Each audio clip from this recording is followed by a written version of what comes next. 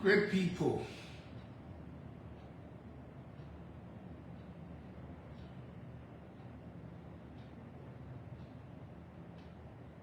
Welcome to this podcast. Share if you can.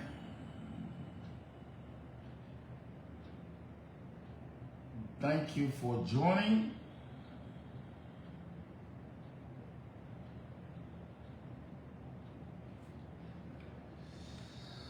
We'll be providing you some facts here today. There shouldn't be any argument as to the facts. I'm one of those individuals that is revered. I mean revered for sharing the facts. Excuse me. Well known, if you want.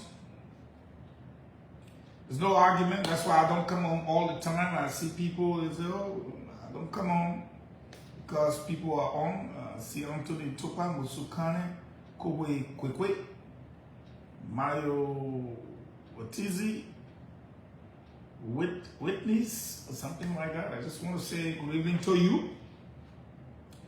We will be looking at the appointment of the new UL boss. And we'll be looking at the 3 arrested for brutally assaulting a police officer and disarming his unconscious body, making away with the weapon. We'll be looking at the signing into law of the budget. As you know, when the budget is passed, it has to be signed into law. Good evening, Stephen Cover. Regional recognition of the Speaker and what it means for Liberia. Arrest loading for arsonists and alarmists. We'll be telling you who those people are. And then we'll be redoing our entire account to reflect something more so that we can protect our account. We have something, a lot of things good. I like to start off by saying all citizens of Bomi, especially those visiting our great country, we are going up to Bomi on Saturday to appreciate. We're traveling along with the First Lady, Madam Katumuwa Boakai. We're gonna meet her at Vincent Town.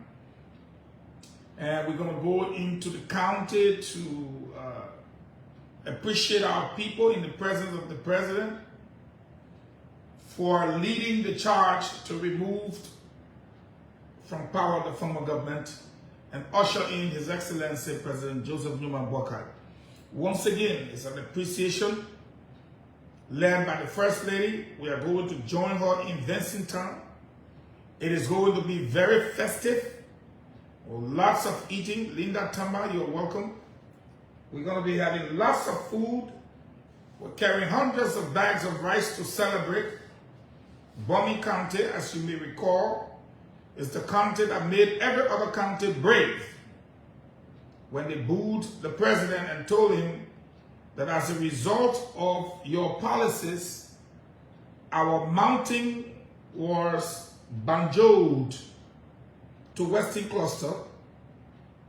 Our roads were damaged beyond repair, and our people were not hired. Therefore, you're not welcome in this county called Bomi. And it set the stage for what will later become known as the removal of the Southeastern Cabal. That cabal will be removed and replaced by an agenda referred to as the arrest agenda. So,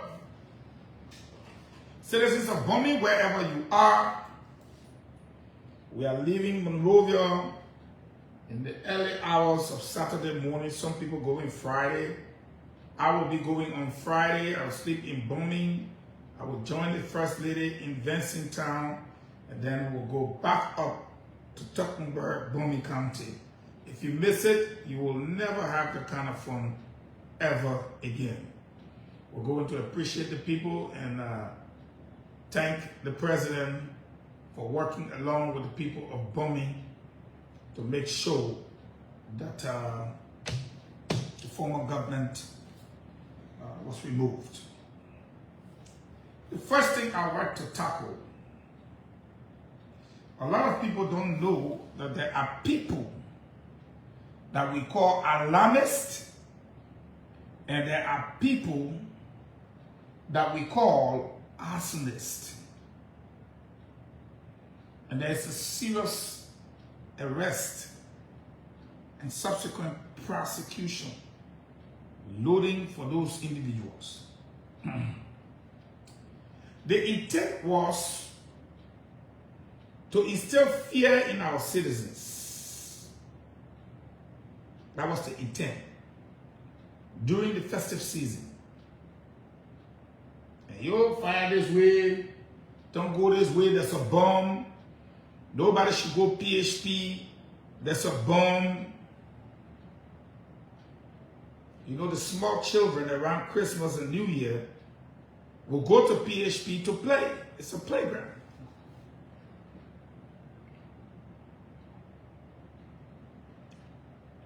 And our friends from the other side of the divide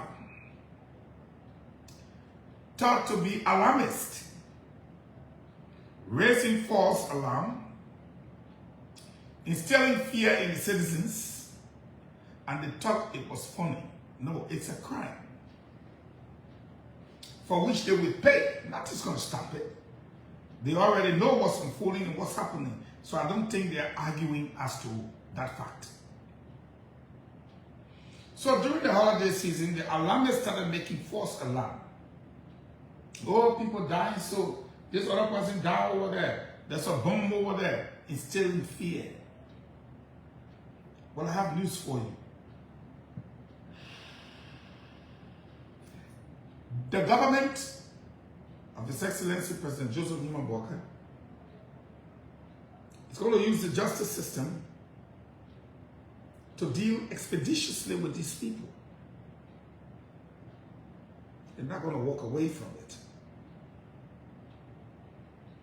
They are referred to as alarmists. The second group of people are the arsonists. People who go around setting fires. One of which is the well-known one that happened at the Capitol building. Hear me and hear me out. It happened at the Capitol building. And this historic, iconic symbol of our striving democracy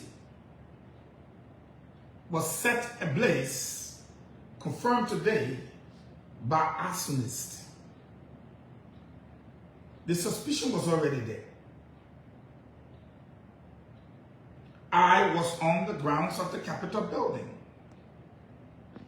I saw where they cordoned off a gallon of gasoline that was left behind.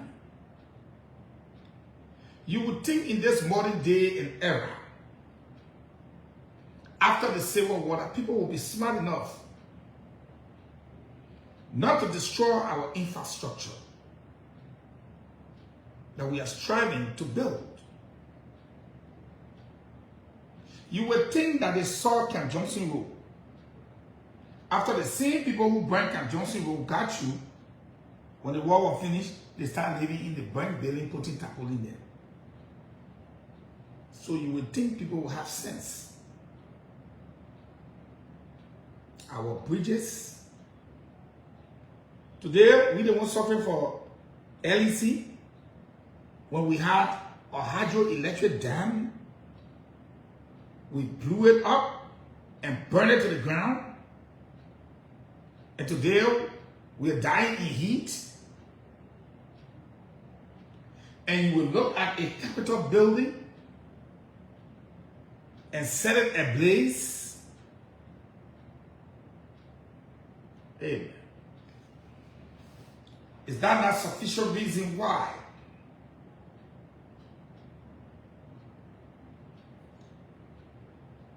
these people were replaced? This thing, sometimes we have to use this thing honestly. You burn down your TV station, you burn down your everything, you bomb it and burn it. You will think in this day and time,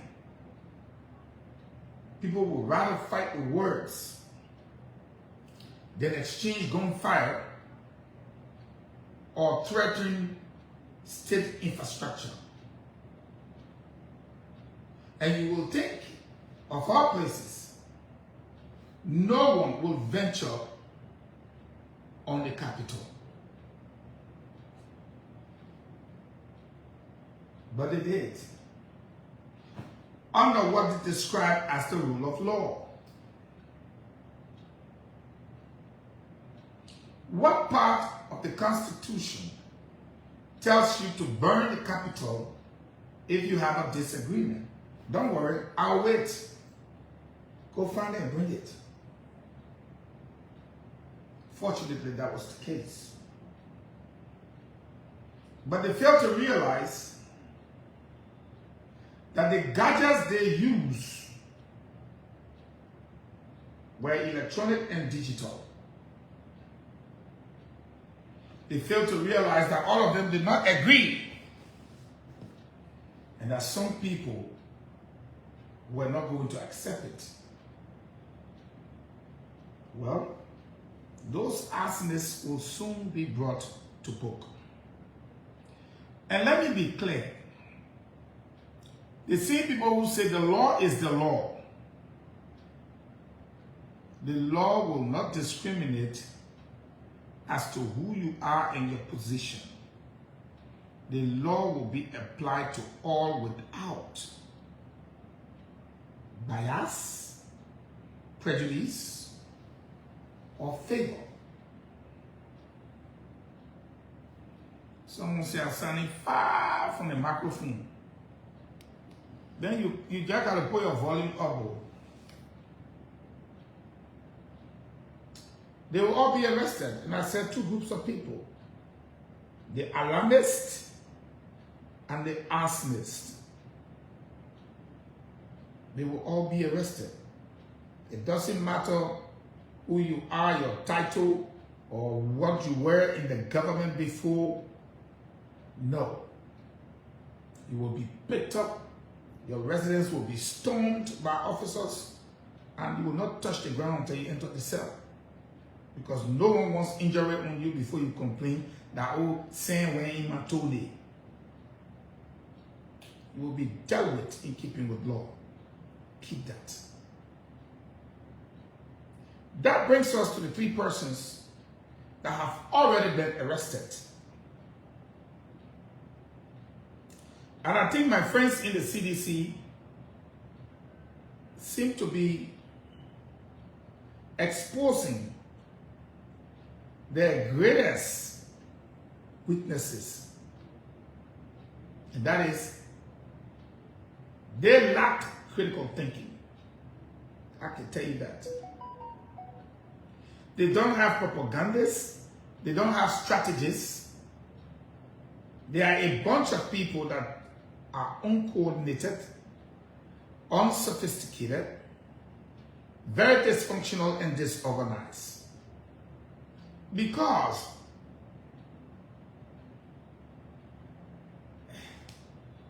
you know, you say 3 of our friends were arrested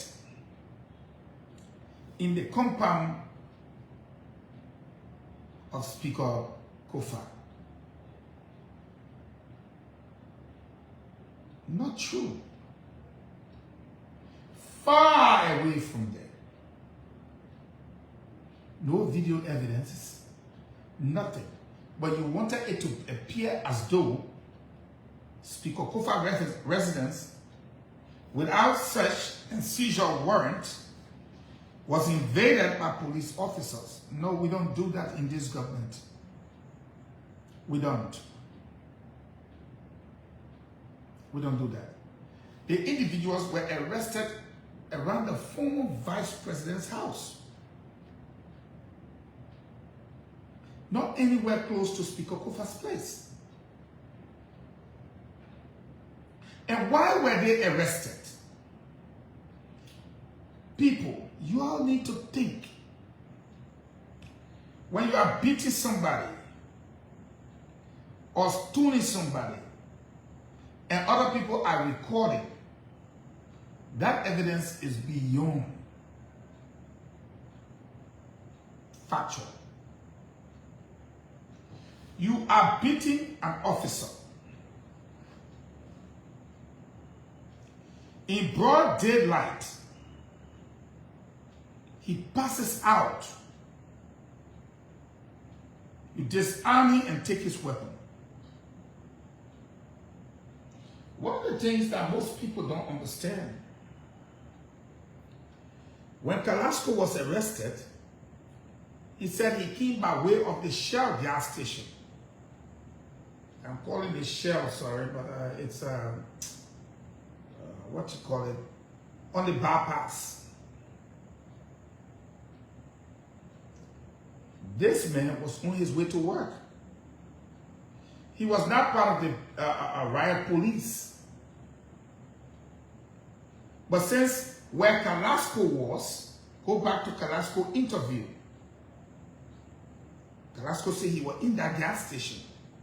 It was from that gas station that this officer was attacked. Go back to Carrasco's interview, his explanation of where he was. According to him, that's where he was. And not far from there, that's where the crime took place, where the officers were beaten unconsciously and disarmed. He was left for dead. But video evidences picked them up, show them beating him and disarming him.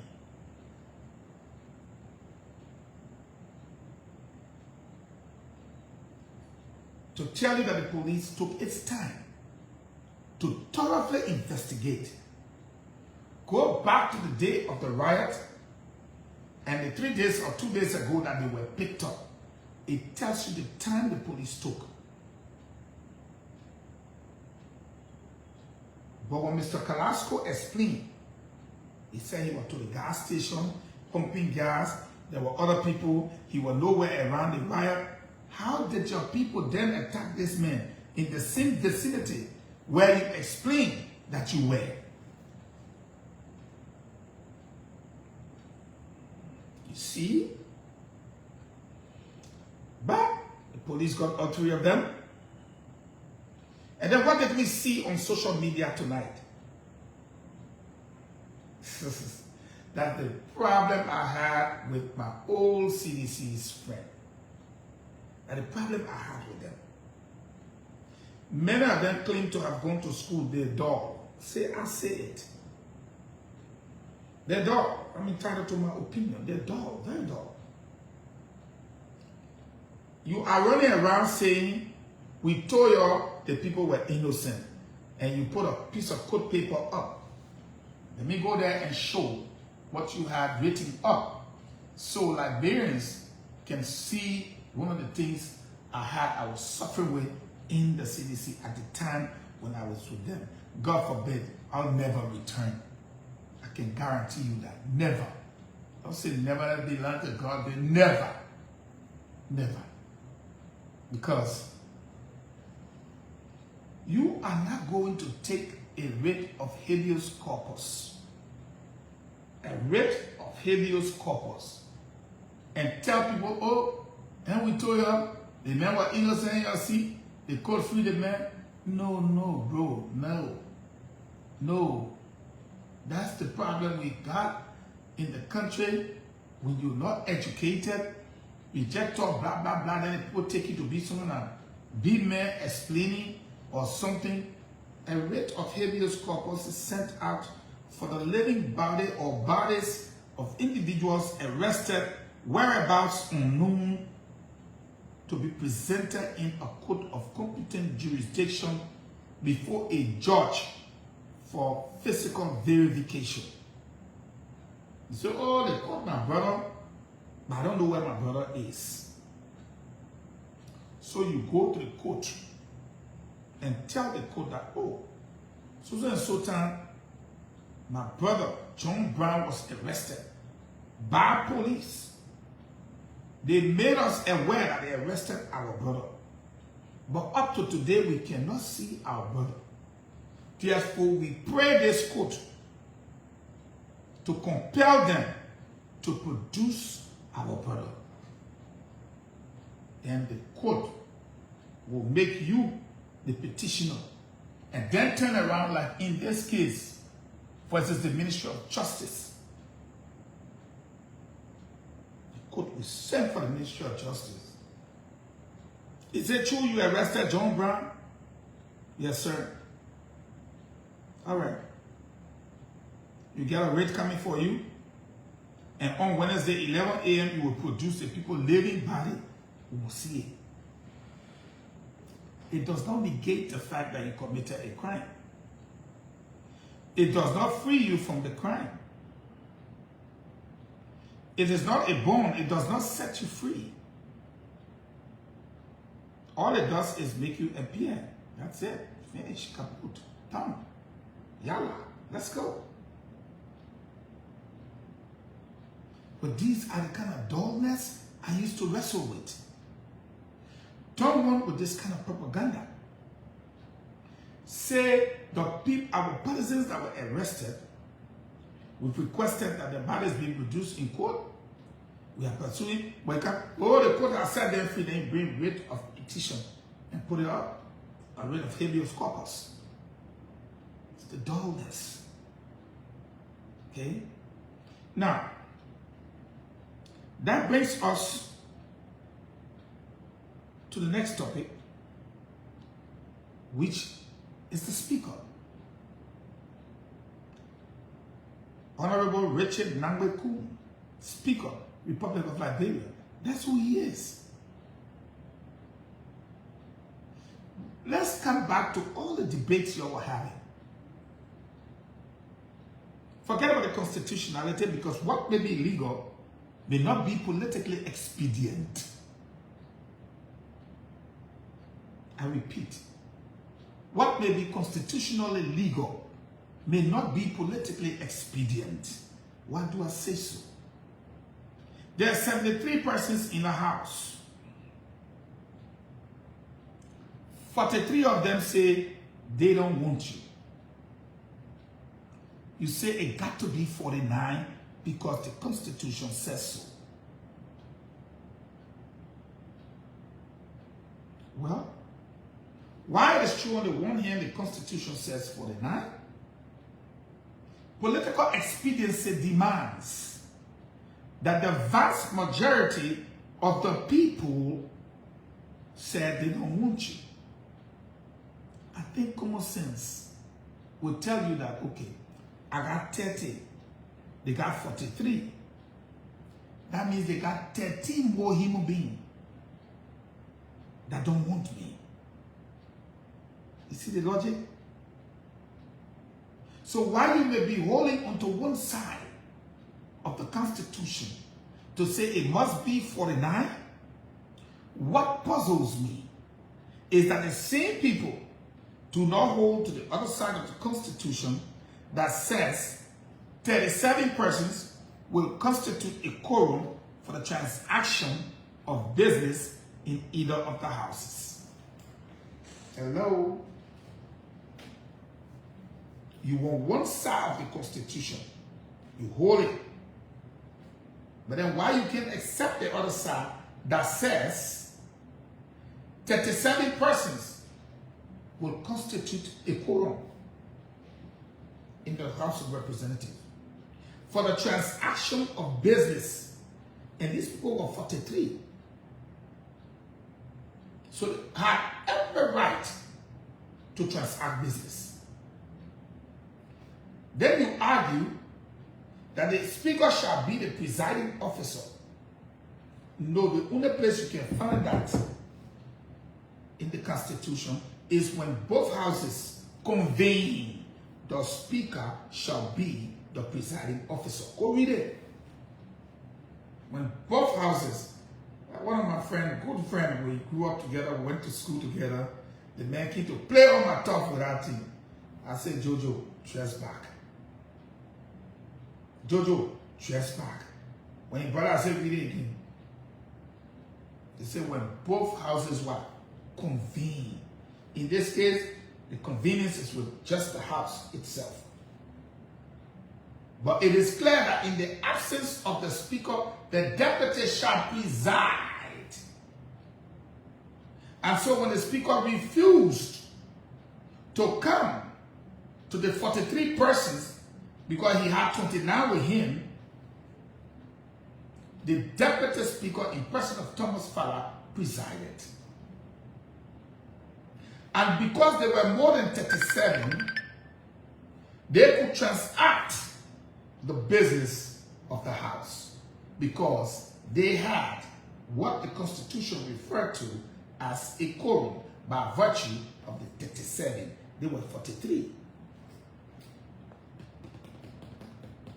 Political expediency versus constitutionality or legal.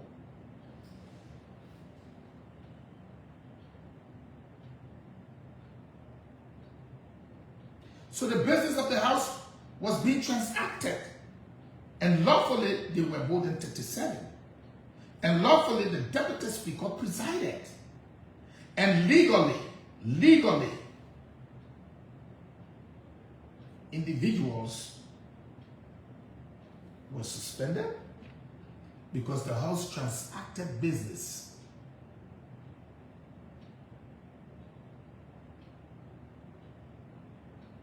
Do you see? Now, let's make progress. By virtue of the fact that the Senate concurred with the budget under the speakership of Richard Kuhn, that automatically was a recognition of the speaker. And before that happened, the fact that the president and his government submitted the budget to the House means they recognize the constitutionality of the 37 persons to constitute a quorum for the transaction of the business of the house. It was on that basis that the budget was sent there. Hello? Understand?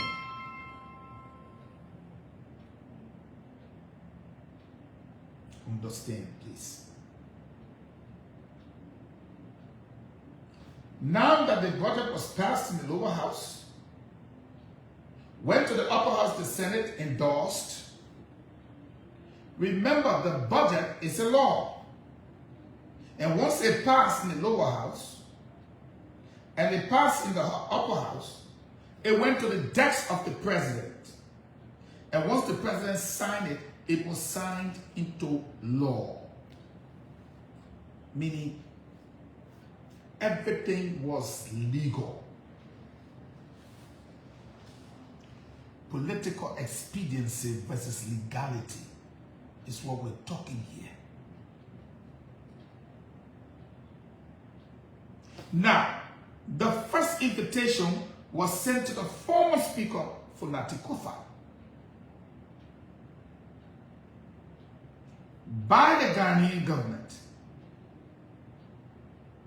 So in a gathering where you have the Kenyan President Ruto and other dignitaries from around the world, world leaders, even Ellen Johnson Sirleaf, our darling girl, was recognized. The Liberian speaker was recognized by his Ghanaian counterpart as the official guest of the Ghanaian government. And that speaker was none other than Richard Nangbe Kuhn, Speaker of the House of Representatives of the Republic of of Liberia. Political expediency versus legality. Now, at this stage, does it matter whether you resign or not? Really, in politics, you do something, you kind of work 3 days, you don't have to resign. The president can appoint another person and you can keep your resignation and be walking around with it.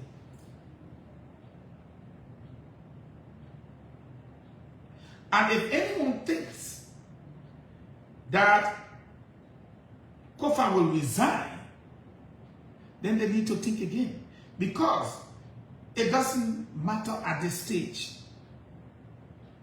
You cannot resign if you're not a speaker.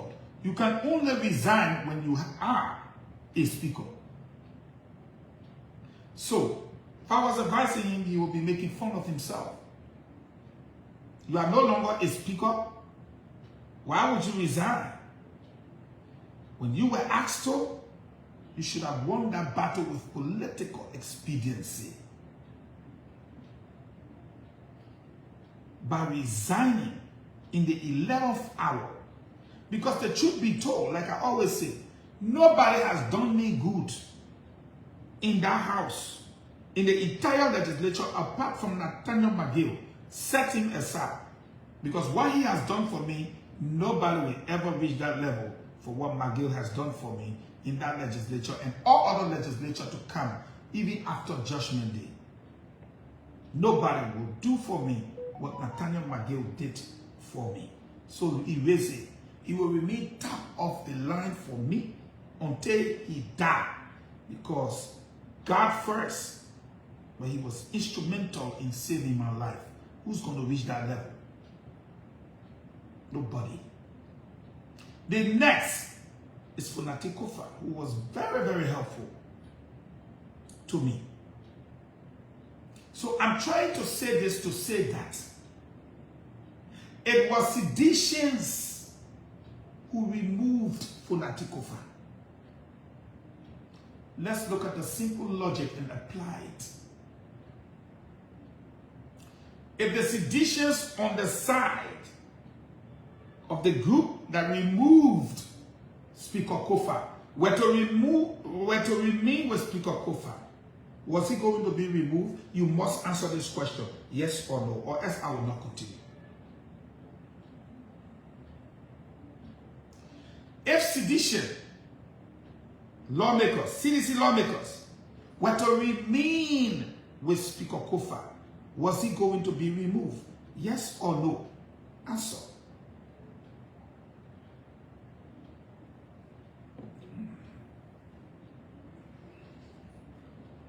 But we know from our sources within the CDC that Big Papa said Funati was getting too powerful. In fact, at the day the thing was carried out, Big Papa accused Funati Kofa of being information minister for Joseph Boakai. Those were his words, Big Papa. And therefore, Big Papa passed the order that they should break her wings. They should break her wings. So, somebody says, sedition, you don't understand politics, just sit down and listen.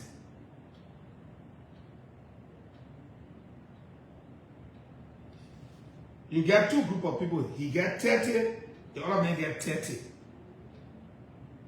But when you look at the seditions that went on Stokunsa and said, Funati, you gotta go. If they were going to be on Funati's side, Funati was going to go. So technically, that's why we say it was seditions that removed him. How many UP people you saw on his side, Funati's side? UP people made team their ground, and seditions came and joined him and removed him. But Big Papa said they will move him. Now, one thing I like about Big Papa, he'll take decision without thinking. After 3 days, when some of the others went to him and said, you have made a grave mistake. He said, why? You have altered the balance of power in the political arena. Then he checked. He said, you explain to me what I want me to say. You hear what I won't say? The president came from the alliance. The vice president came from the alliance. The speaker, the third most powerful man in the country, is what we have. Look at the pieces on the board. You don't see it? They get two, we get one man. Then you made them a man. And you say, oh, but I didn't see it that way. You will never see it that way because you're not schooled to it. You're not schooled to it. But it was late. And what made it late was because Funati arrived, and then instead of trying to build bridges, he ruffled feathers. And the battle ensued, worsening the situation. To crown it and put the final nail in the coffin, Funati then sat on Spoon TV to disparage, denigrate, and reduce those lawmakers to public ridicule. So the path to reconciliation and negotiation for them to return to his side became a no-go zone. You could not even create a buffer there. All of those things he said, including Room 1026 and all of that, were totally unnecessary. To make matters worse was the brutal attack and assault launched by the likes of Mavinko and others on their colleagues from the other side of the aisle. So it was like adding salt to soul, adding insults to injury. How would you like, you got a wound, an open sore, then someone takes salt, S-A-L-T, and sprinkle it in it. You'll scream for help. Thus, the two denials, in my opinion,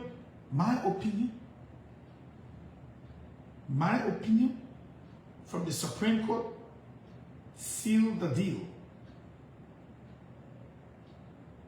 So, we have a speaker in this country.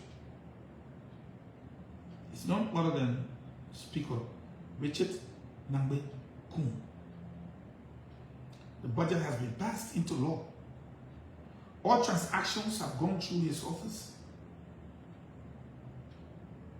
And so shall it be. Let's make progress. Because if common sense will not educate you that out of 73 persons, 43, 13 more persons, then you have tell you they don't want you. We have a democracy. Forget about what the Constitution says. Save yourself for another day. There can always be another fight. Keep your career on course. But now, Speaker Kofa have got more work to do to convince people that his refusal to acknowledge that the vast majority of his colleagues did not want him in terms of numerical balance for the 3 on 1 side 30. That's 13 more persons more. Okay? Led to the burning of the Capitol. And should he be better in it, it ends his political career for good. In my opinion, constitutional legality versus political expediency. At the end, he lost them both. So the budget has been signed into law. It is law. Now, we have a new boss at the University. Let me be frank with Liberians. Lester Tenney endorsed her. A couple of other people endorsed her. Soup said they welcome her. I think Lester Tenney was genuine from his heart, welcoming her. But I don't think Soup is genuine in their welcome. It is my opinion, not a fact. The welcome is as such that say everybody say, we must give you a chance, come. Because if you say, when I even let you learn, the debate for Eugene Fahngon will be, without even seeing what she's capable of doing, or having her present a plan, or even listening to her, you rejected her. We will not give Eugene Fahngon a chance to say that about Soup. Therefore, madam, you are welcome. Come, let's see what you got. Again, I think it was the right decision, but I don't think it's genuine. Not genuine. Here is why I don't think so. And that is my opinion again to my little comrades in Soup. That is just my honest opinion. Because you're not wearing beret and khaki uniform with military boots to disturb a university campus run by an American, an African American for that matter. Respect the fact that I lived in America and school there. Just respect that fact, please. You're not going on the Palawa to be shouting while students are concentrating in class. It's not going to happen. And you're not going to dress up like militants and expect her to sit to the table with you to negotiate or discuss. That is why I don't think it's genuine. Because if you continue with the same old practice, she's coming with reform. It's not going to work, my dear brothers and sisters in Soup. Like me, they will give you all the names about Eugene Fahngon. Oh, the man there, the man this. But what speaks for me is my work. Today they brought my little balance sheet again. I saw it, my work speaks for me. Yeah, look at my balance sheet right now. Yeah, with everything you've done, bro, you closed the year with $8,387,720.45 LD. 8 million. I said 8.3 million Liberian dollars. You closed the year. Glory be to God. With everything we've done around here. And when we came here, let them tell you what we met in a Liberian dollar account. I still have not touched the central bank account I met here. Never. Both Liberian dollar and US dollar, never touch it till this day. And I have been here for 9 months. Still have not played around the mobile money accounts. I left it as it was. And in the coming days, we'll go after them, they'll pay, and then I'll announce again. Let's go to my US dollar account. Yeah, you ready? Hey, 100. You can see the 100,000 there. 100. Hey, right there. That is 100 right here. My big finger. Hey, right here. We give God the glory that in 9 months, I'll be reporting next Friday to the entire country. And it will be carried live on our accomplishment and achievements here at the state-run broadcast and what we close with, what we were able to do for our people. That's why we came, and I'm proud to be able to serve. Nothing's going to change that. We're not doing the same old thing. And that is why I don't think it is genuine. Because there, she's not going to take it. You are going to be appropriately dressed as a civilian. Hello? Trust me. You dress as a militant, she will not allow you to sit and have a discussion with her. Militancy is about to cease. You are not going to sit on the Palawa Hall and be shouting when students are concentrating. No way. You are not going to disrupt classes because your demands were not met. You are not going to be in LU for 12 years and can't graduate because you won't be on the soup fee and be going to government official there and say, we vibrate the system. And they say, don't vibrate the system, yes, small thing. It will not happen. And that's why I don't think they're genuine. Because they will try to continue the same agitation. And she will not accept it. And then, why welcome her when you already know what she's going to do? You're not going to spend 10 years to obtain a common 4-year degree. They'll throw you out. They'll throw you out. Give other people the chance to come to school. Don't occupy the space. There are some of the guys there, they have been there for 12 years. Since I've been in this country, 2018, I came. I stayed here in the main name. So check it out. From 2018 till now, how many years? And you still cannot get a bachelor's? Excuse me? So, I don't think, they're my little girls, I love them, but I don't think their welcome to her is genuine. I think it's like everybody say we should let a woman come, so if we say a woman will not come, and everybody will blame us. So, you are welcome, come, we are here again waiting. She knows exactly what she's walking into. You know, like people can say she fine, she mulatto, her face look innocent. But what I saw in that woman's eyes is toughness. And many of y'all will run back to me and say, Fahngon, you said it. Her picture, her portrait, her hands folded like this. Stare at that portrait good. You will see in her eyes toughness. Like Liberia, finally I'm coming. And hell is coming with me. Some of the professors I heard I got fake degrees, get ready. I can say for that woman, LU will never be the same. Just like LBS. LU will never be the same. Some people can say, I'm going to say UL. Why am I going to say UL? The time I can repeat at LU. Then I UL. LU. Finish. So, that brings me to my last thing for today, which I think is the most important one.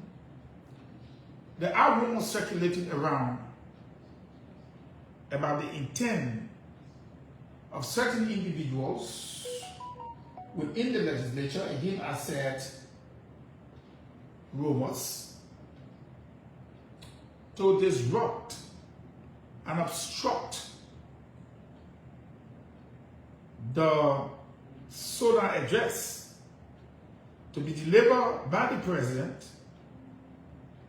of Liberia. Let me say to them, stop.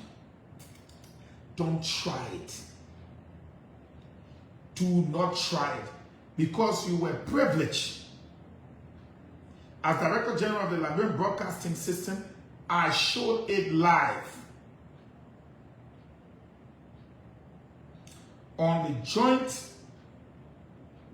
security exercises that were carried out. Don't try it.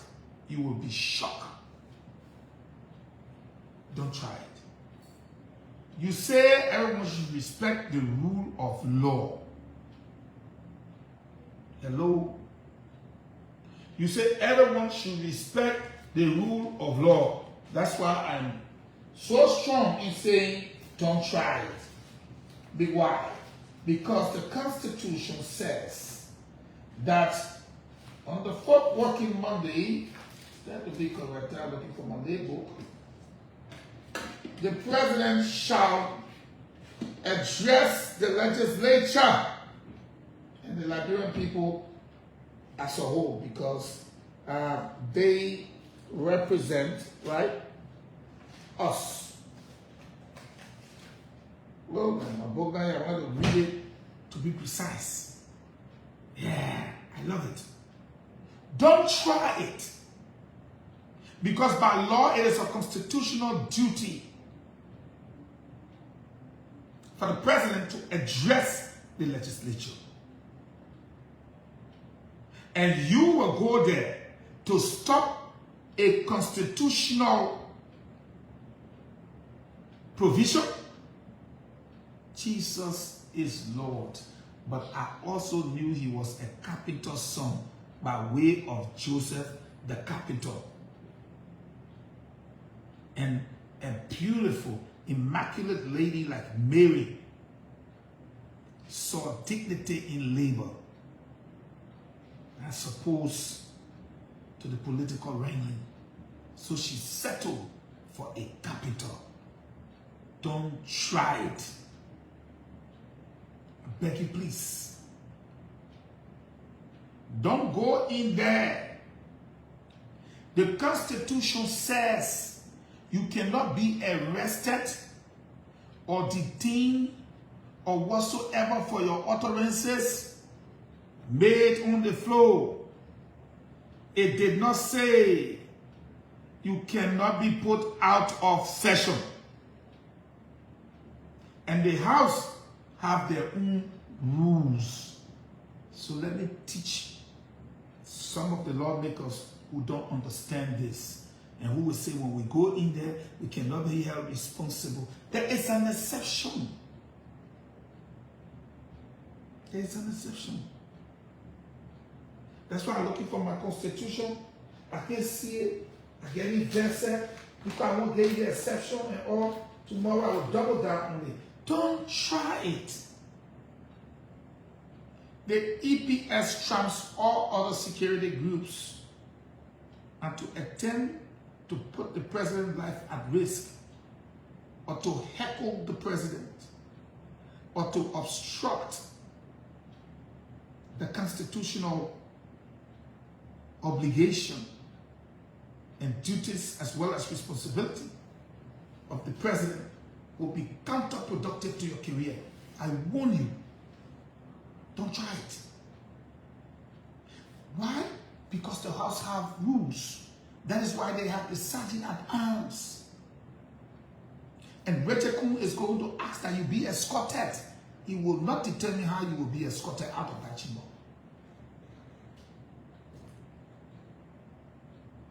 He will not make that determination. He will just say you will be escorted. And you will be escorted appropriately, using the appropriate force to get you out. Don't try it. You better listen. You know what I'm telling you when I say don't try it. You better listen. You got to know the law. It's the same constitution that you guys refuse to recognize. When they told you need 49 to remove speaker, you went and hold that one. You forgot that you had 37 persons that constitute a quorum for the transaction of business. Then you messed up. Now you're going, we will go there and do this and do that. No. The Constitution says it is a mandate from the Constitution for him to do that on that day. And so when you go there to obstruct, don't forget, in order for the president to address the legislature must what? You'll use the appropriate word. The legislature must what? Convene. So there will be session. So when you use the other law to say, I cannot be arrested or don't do this to me, the Constitution says, once I'm in session, you will be right. But what does the rule say when you misbehave? Mind, you'll go take one pie again and go play with and leave the other pie. Legs will not touch ground. So folks, just want to make sure I make all these salient points to you. So alarmists will be arrested. Arsonists, you guys will be arrested. Is that what some people say? What one Eugene call alarmists? the people will blow false alarm to say, oh, come to PHP, and the children never went all that day to play because they lie. They will get them. Arsonists are the people that who set fire to the Capitol building or go around to burn people's stuff. They'll all be arrested very shortly too. The only thing Gregory must not do, and I'm going to call him now when I leave from here, he's not making that move also at LNTV. We got to carry a life. Yeah, it has to be life. So to some of you again, let's continue to love our country, think about our country, and build our country. We're here to serve. Two things. All citizens of Bomi, join us. Try to beat the dollar traffic. Get to Vincenttown. We're going to escort the First Lady into Tottenburg to join other citizens for us to show an appreciation to the citizens of Bomi for listening to us. Cow, goat, we will eat heavy in Tottenburg the whole weekend in Tottenburg. The whole weekend, Tottenburg is the place to be. All citizens were converging. Remember, it was the people of Bomi that set the stage when the president said, you're not welcome here anymore. Because you banjo our resources, destroy our roads, and refuse to hire our people. Secondly, I want to say to all of you, this is our country. I'm working up modalities to have members of the diaspora to come here. Today is Wednesday already. So a lot of people are here. I want to plan it good for next week because we want to take them on the tour of the facility, the work we've done and all of that. But more so, after which we will be live with them on radio and television to give them the privilege to have a program here called Diaspora Voices every week, both on TV and on radio. If they can commit to remitting almost $1 billion, I think we should commit to allowing them to put their mouth where their money is. So I'm hoping as Director General to giving them a space, a media space, so that they too can be heard. And I'll be inviting them to officially tour the facility and then give them the honor and the time of their program so that they too can be heard. May God bless you all. May we think Liberia, may we love Liberia, and may we build Liberia. Nothing can scare us. Nothing. There are other people there. Let me just give you a little chichi. People say the French people must move on their plate. The other people say the French people must move on their plate. My uncle Donald J. Trump said, Greenland, they got to sell it to all, or we got to take it for our national security, whatever. They say, oh, the other people need that, Gulf of Mexico. No, so things are changing in the world is the point I'm trying to make.